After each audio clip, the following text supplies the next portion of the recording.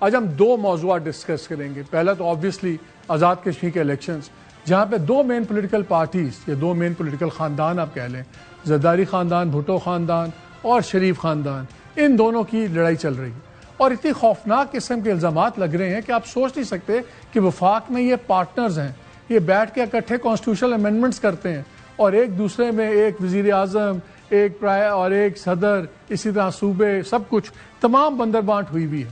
تو یہاں پہ اتنا معاملہ گرم کیوں ہو گیا اور کیا جنہوں نے ایک دوسرے پہ الزامات لگائے ہیں وہ قائم ہیں ان کرپشن کے الزامات میں؟ اس پہ ہی بات کریں گے. ہمارے ساتھ ہوں گے رانا ثناء اللہ صاحب، ہوں گے امیر مقام صاحب، ہوں گے پیپل پارٹی سے ندیم افضل چند صاحب ہوں گے. ان سے ساری باتیں کریں گے، کیا منافقت اور کیا سیاست ہے، یہ باتیں ہوں گی. دوسرا، بہت ہی سیریس ڈیولپمنٹس ہو رہی ہیں ایران امریکہ جنگ کے اندر. 14 دن تک بھرپور تباہی پھیلائی امریکہ نے، بھرپور بمبنگ کی اور جناب بالکل بلاکیٹ دوبارہ جس کو کہتے ہیں نا پورا ٹائٹ کر دیا کام. لیکن ایران اپنی جگہ سے نہیں ہلا. پھر اچانک جمعے کو پریزیڈنٹ ٹرمپ نے بمباری رکوا دی، سب کچھ تھی. پہلے تو خبریں نکلی کہ ان کے پاس جو ڈیفنس اکوپمنٹ ہے اس میں شدید کمی ہے.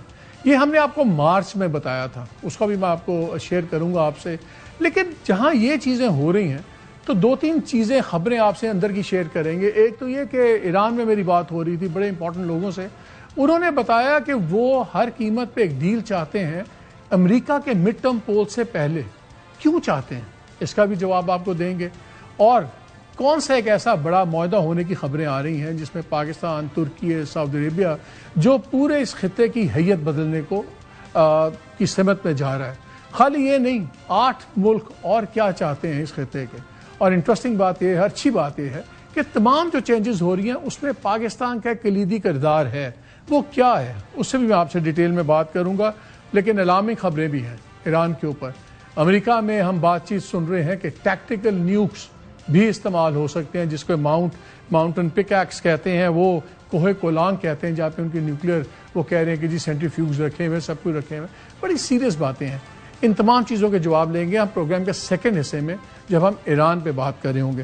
ابھی پہلے بات کرتے ہیں آزاد کشمیر کے اوپر. رانا صاحب یہ بتائیں کتنی سیٹیں آپ لے رہے ہیں؟ ابھی جو پہلا مرحلہ ہے کتنے میں آپ کا خیال ہے کہ آپ جیتیں گے؟ جو میڈیا ہے اس کے اوپر تو رزلٹ جو ہے وہ کافی یعنی ابتدا کا جو ہے وہ آ رہا ہے، ابتدائی رزلٹس آ رہے ہیں. لیکن ہمارے پاس جو ہمارے کینڈیڈیٹس ہیں، ہمارے کوآرڈینیٹرز ہیں، ہمارے جو دوسرے لوگ وہاں پہ موجود ہیں، ان کی وجہ سے ہمیں جن حلقوں میں 50% سے زیادہ حلقوں کا رزلٹ موصول ہو چکا ہے اور now we are comfortable there, stable there, وہ 7 حلقے ہیں. اور وہ انشاءاللہ تعالی 7 حلقے جو ہے وہ ہم یہ کہہ سکتے ہیں کہ ان پہ اوپر ہم جیت چکے ہیں. تو 13 حلقے ایسے ہیں کہ جن کے اوپر ہم پیچھے ہیں. 13 میں سے 7 آپ نے اٹھائے، 3 جہاں پیچھے ہیں وہاں پیپلز پارٹی والے آگے ہیں کہ آزاد؟